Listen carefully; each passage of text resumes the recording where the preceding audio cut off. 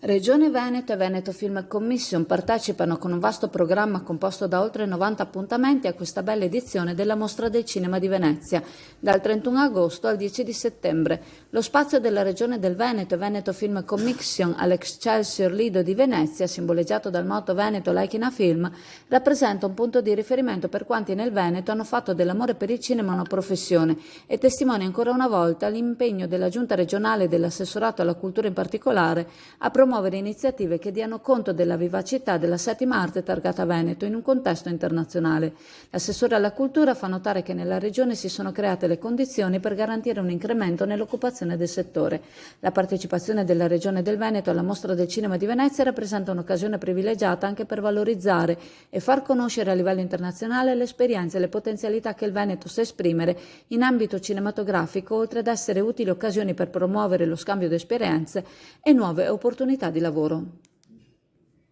Dal 31 agosto al 10 di settembre, lo spazio della Regione del Veneto e Veneto Film Commission all'Excelsior Lido di Venezia, simboleggiato dal motto Veneto Like in a Film, rappresenta un punto di riferimento per quanti nel Veneto hanno fatto dell'amore per il cinema una professione e testimonia ancora una volta l'impegno della Giunta regionale e dell'assessorato alla cultura in particolare a promuovere iniziative che diano conto della vivacità della settima arte targata Veneto in un contesto internazionale. L'assessore alla cultura fa notare che nella regione si sono create le condizioni per garantire un incremento nell'occupazione del settore. La partecipazione della Regione del Veneto alla Mostra del Cinema di Venezia rappresenta un'occasione privilegiata anche per valorizzare e far conoscere a livello internazionale le esperienze e le potenzialità che il Veneto sa esprimere in ambito cinematografico, oltre ad essere utili occasioni per promuovere lo scambio di esperienze e nuove opportunità di lavoro.